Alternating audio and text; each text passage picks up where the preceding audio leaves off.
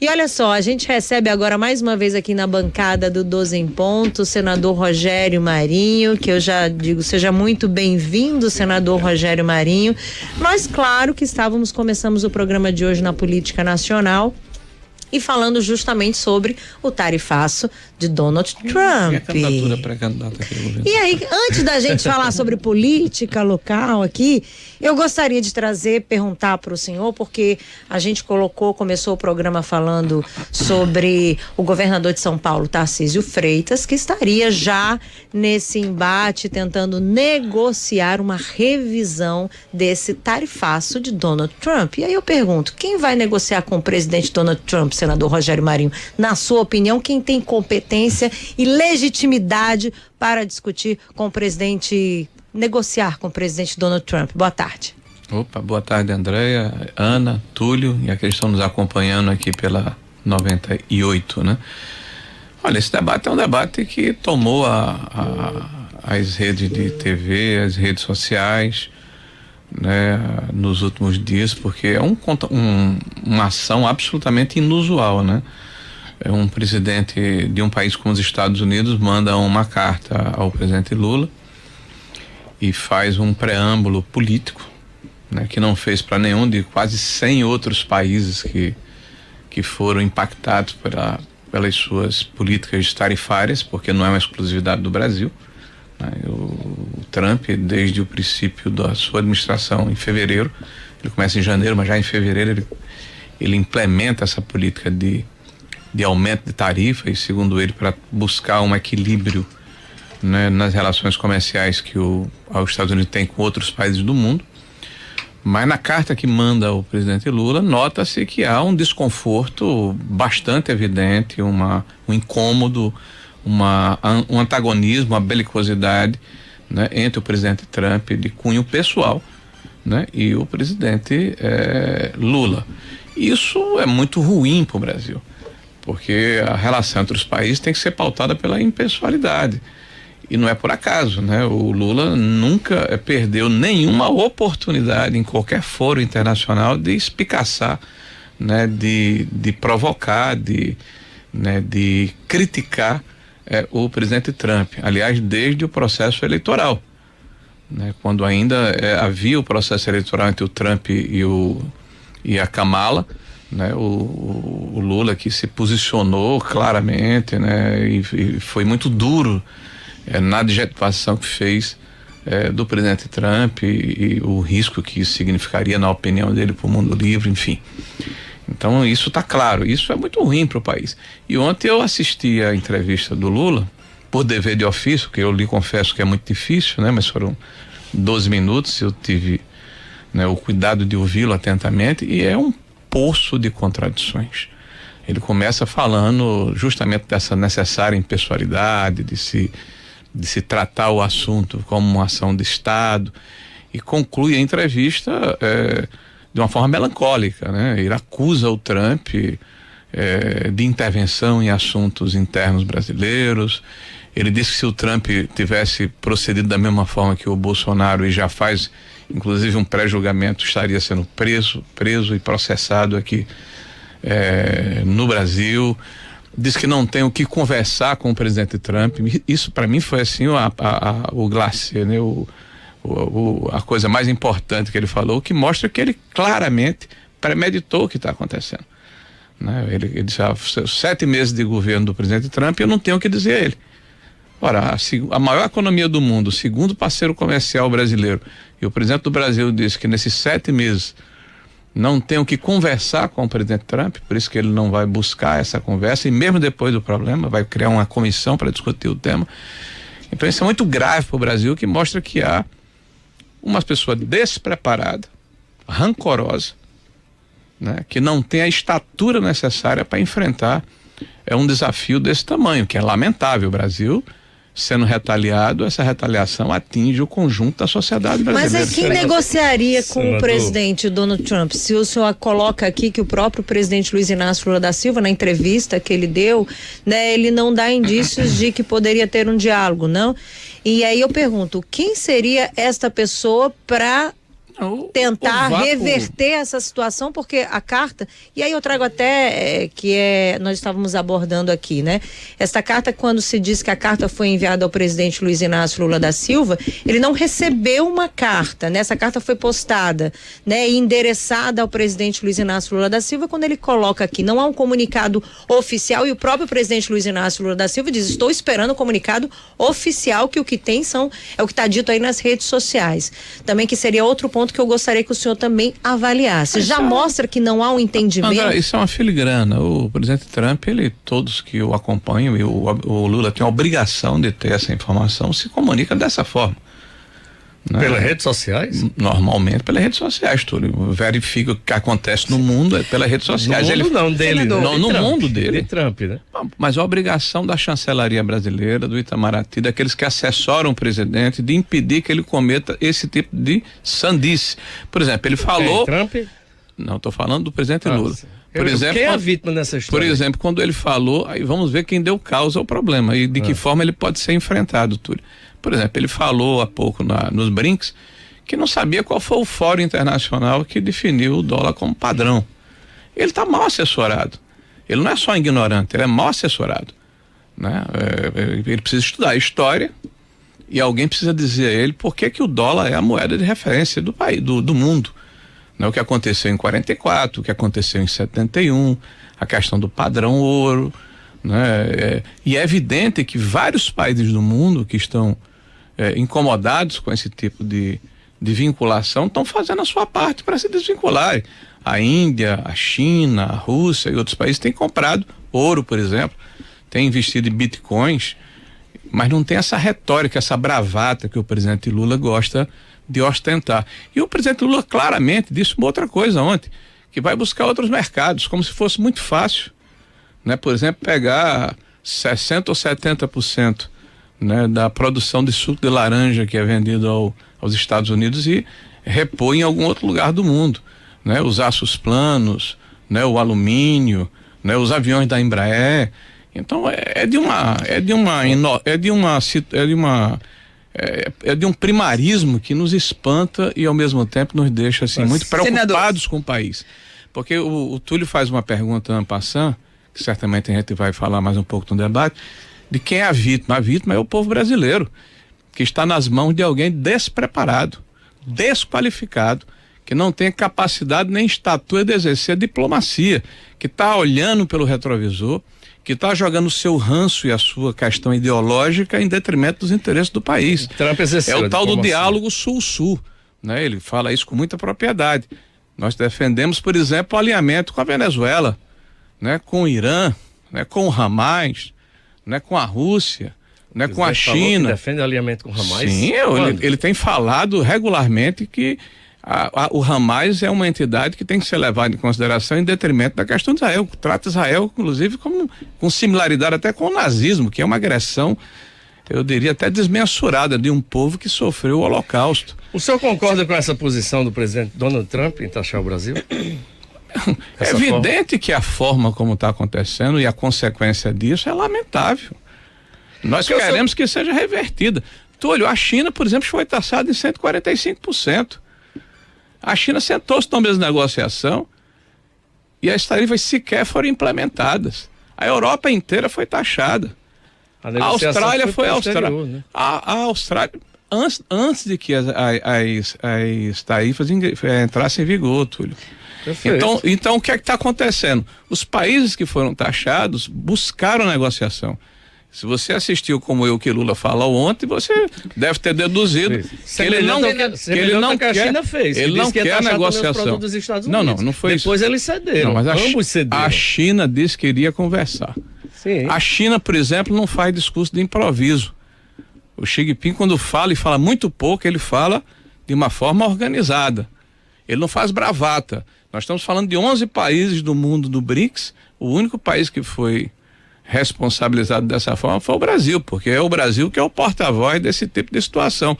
Se quer alterar essa situação, que faça alguma coisa efetiva, não fique bravateando. Pois é, senador, mas a gente não está tratando de uma situação técnica, né? O presidente Trump fez isso para taxar o Brasil, para punir o Brasil por uma questão política. E aí, o culpado é quem foi vítima dessa situação. Mas é uma dedução sua. Não, minha não, está na carta lá. Ele disse que está fazendo isso por conta de Bolsonaro. Você está deduzindo. Não é dedução, está na carta que ele disse que era por conta do tratamento que Bolsonaro estava recebendo. Ele disse várias coisas. Ele disse, por exemplo, que era a questão das Big Tech.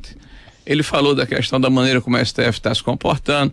Ele falou da desigualdade das tarifas. Então você vai buscar uma série de argumentos que na verdade redundam na mesma direção. O Brasil não é o único país do mundo que recebeu tarifas excessivas ou tarifas que não existiam anteriormente. A gente está falando de mais de 100 países. Você pode dizer que no caso do Brasil é uma singularidade, porque é um tempero político, é verdade. Mas esse tempero político que eu acabei de falar há pouco foi provocado por alguém que está desqualificado, que está despreparado, que não tem a capacidade, claro, ele deu causa, ele está prejudicando o Brasil. Nós precisamos urgentemente entender que é necessário que o presidente tem que sair do pedestal em que se encontra e da postura que ele está se propondo a ter e sentar na mesa de negociação. Fazer, por exemplo, o que o Milei fez. O Milei, que está lá nos Estados Unidos, conseguiu que 80% das exportações argentinas fosse zerado. Está tratando, por exemplo, de um acordo entre os países de uma espécie de livre mercado. O México, que tem uma presidente socialista, tá, conseguiu um acordo com os Estados Unidos absolutamente razoável para os dois países. Mas nós estamos aqui como se nós fôssemos assim, um lutador de karatê, né, com 50 quilos, querendo lutar com o cara desse MMA de 300 quilos e achando que vamos ganhar essa briga. Então, ele não está entendendo que essa bravata faz mal ao país. Mas o filho do presidente comemorou e disse que vem mais coisa por aí. Bolsonaro também agradeceu a Trump por isso. E aí, está agradecendo pelo que está fazendo contra o Brasil? O Bolsonaro agradeceu a menção que foi feita a ele. Então, não, agora aí é a sua versão. Não, são duas coisas diferentes. Não, é a sua versão. Bolsonaro agradeceu que a menção que foi feita a ele é a solidariedade do Trump. Agradeceu sanções. Eu li o que você leu também, você está deduzindo. Não. Em relação a Eduardo, de fato, ele comemorou. Mas uma questão do Eduardo, que está lá esse tempo todo e vejo, olha que coisa engraçada, um deputado licenciado tem mais força que a chancelaria brasileira inteira. Mas ele está lá, claramente, ele tem falado isso, buscando sancionar indivíduos e não o país. E não o Brasil. Senador Rogério, nós sabemos, você acompanhou, eu acompanhei, que ele está lá para tentar sancionar indivíduos justamente porque as pessoas ultrapassaram a legislação, a Constituição. O senhor é contra esse posicionamento do Eduardo Bolsonaro? Não, eu sou contra a questão de taxar o Brasil. Eu acho que o Brasil está pagando um preço pela incompetência e irresponsabilidade do presidente da República. E já que aconteceu, é um fato consumado, eu acredito que o presidente tem que se despir dessa pose bravateira dele e negociar com os Estados Unidos para que nós não sejamos impactados por isso. Senador, dada essa sua defesa no contexto administrativo, eu vou para o contexto político. Pois não. O ex-presidente Jair Bolsonaro, ele de fato foi citado, enfim, nas manifestações do presidente Trump. Houve uma manifestação clara de Eduardo Bolsonaro. Se a gente focar o olhar político, isso é um prejuízo político para o grupo político do ex-presidente Jair Bolsonaro? Tem um ditado, eu acho que foi o Napoleão Bonaparte que falou assim: quando o inimigo está errando, deixa ele errar. O governo há 3 semanas juntou a sua militância, a sua rede de comunicação, o seu marqueteiro, dizem até, eu não posso afirmar, né, que várias empresas privadas estão colaborando com isso, tem feito um trabalho nas redes sociais com a seguinte narrativa: nós contra eles, pobres contra ricos, né? Essa é a receita da derrota do PT historicamente. O PT teve sempre essa postura. Em 89 perdeu a eleição, teve em 94 perdeu a eleição, teve em 98 perdeu a eleição, em 2002 fez uma inflexão pro centro, virou Lulinha Paz e Amor, que era tudo fachada, trouxe o cara lá, o Zé Alencar, para ser o vice dele naquela oportunidade e venceu a eleição. Quando chega o 3º mandato de Dilma e as coisas estão se repetindo, a história mostra menor desemprego, crescimento de PIB, condições financeiras razoáveis, pelo estímulo que era dado de maneira artificial à economia, né? Se gastando mais do que se arrecadava, tá? E 2015 estoura no colo da sociedade a crise gestada pela incompetência e pelo que a gente chama, né, de estilo PT de governar. Chama-se o Joaquim Levy na época, em 2015, para tentar arrumar a casa, não conseguiu, sai, entra o Manteiga. Aí começa a tal da nova matriz econômica e a presidente Dilma, então, radicaliza com os movimentos sociais e a pauta ouro. Qual foi o resultado? A maior crise econômica que o Brasil passou desde 1948, com supressão de 7% do PIB, com a perda de mais de 400 mil empresas fechadas, milhões de pessoas desempregadas, e isso resultou em 6 anos de rearrumação do país. Em 22, o Lula tenta repetir e tem êxito, né? Na mesma situação que aconteceu em 2002, faz uma inflexão por cento, frente ampla, a Alckmin passa a ser o vice que era o histórico adversário do PT, que falou a célebre frase: o PT quer voltar à cena do crime. Pois esse cidadão volta junto com o Lula para o governo federal.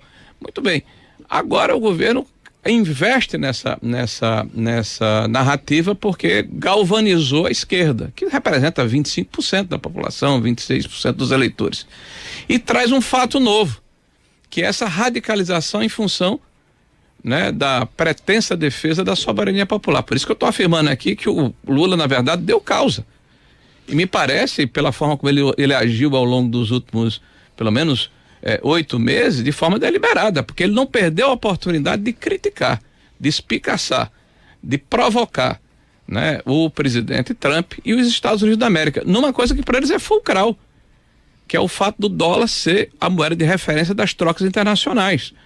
Veja, os Estados Unidos têm historicamente uma dívida muito grande, certo? Está falando de 30 trilhões de dólares, sei lá o quê.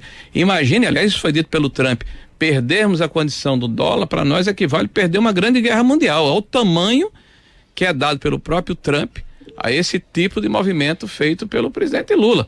E se ele não tem a dimensão, né, do que isso representa, aí, além de ser alguém despreparado por cargo que ocupa, no ponto de vista das relações internacionais, ele está muito mal assessorado. O que eu não acredito, eu acho que foi deliberado. Ele criou a crise. E se o Brasil vai perder com isso, para ele não interessa. Porque o projeto do PT é simplesmente a reeleição. Não há projeto de Estado do Brasil. Há um projeto de perpetuação no poder. E se para isso o preço é destruir a economia e fazer com que a população mais pobre sofra, isso é um mero detalhe para o Partido dos Trabalhadores. O secretário da Fazenda disse agora há pouco que os preços da carne e do café vão cair. Senador, eu queria voltar à pergunta. E os empregos também. Há prejuízo político para o grupo de Bolsonaro pela manifestação de Trump pró-Bolsonaro e pela manifestação de Eduardo Bolsonaro? Eu acho que isso é uma foto, nós temos que ver o filme.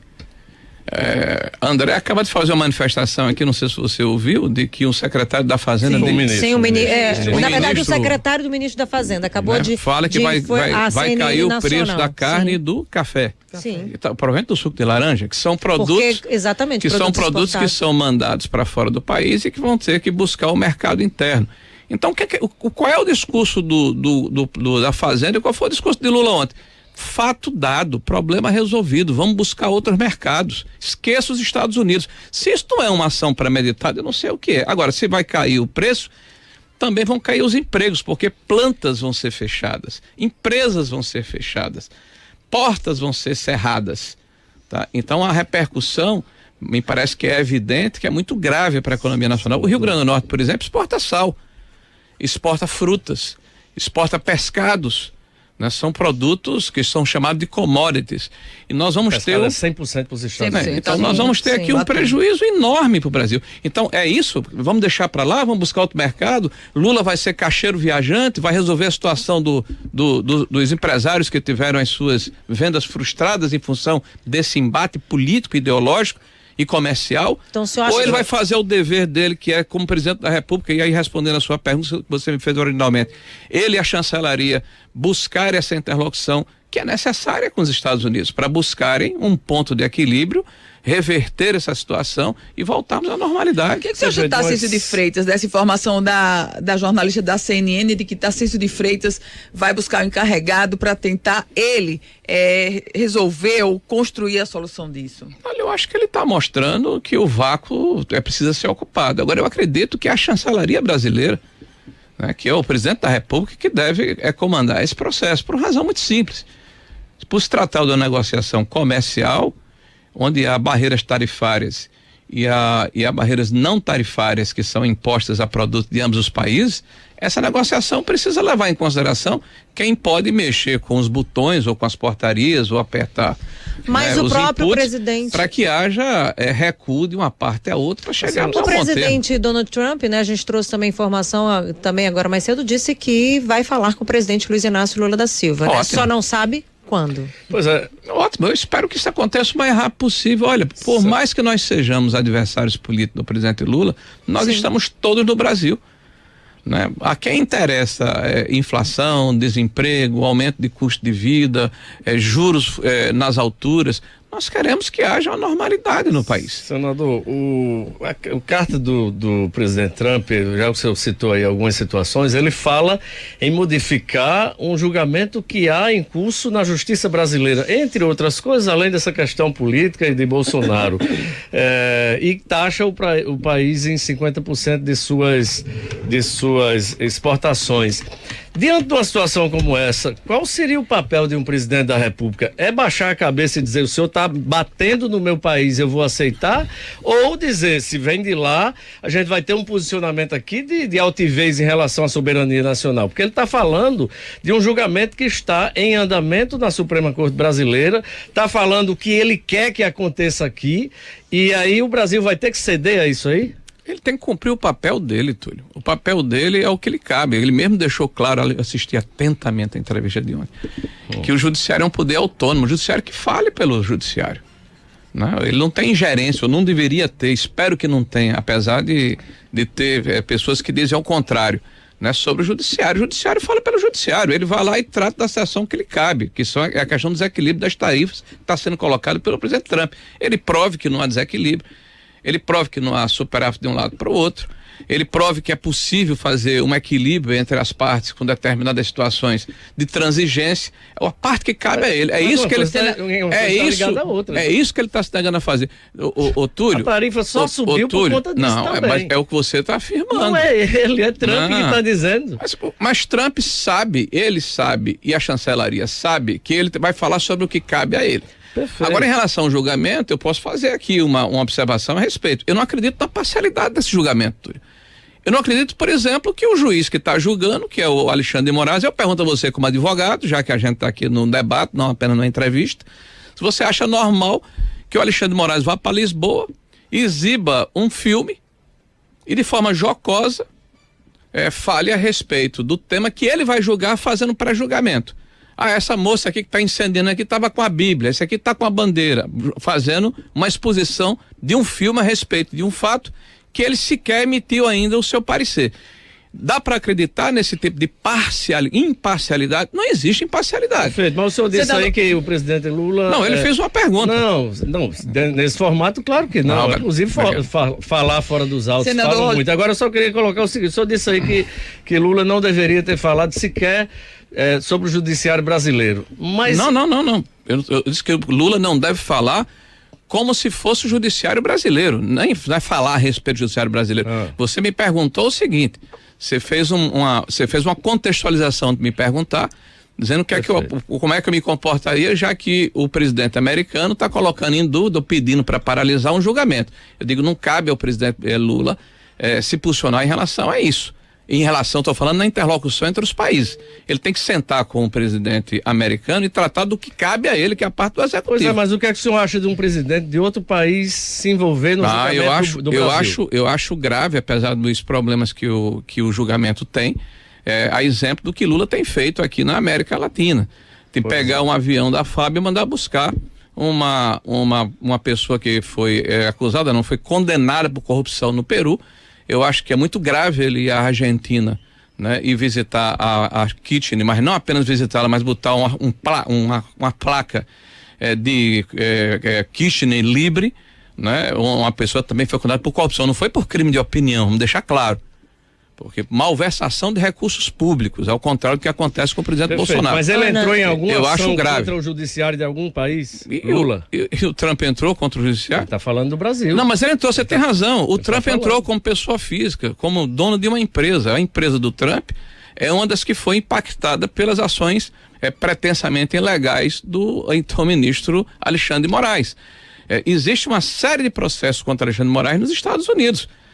Existem provas nos Estados Unidos, e o Alexandre de Moraes é réu nos Estados Unidos, de que ele cometeu ordens ilegais contra cidadãos americanos dentro dos Estados Unidos e contra empresas americanas. Não,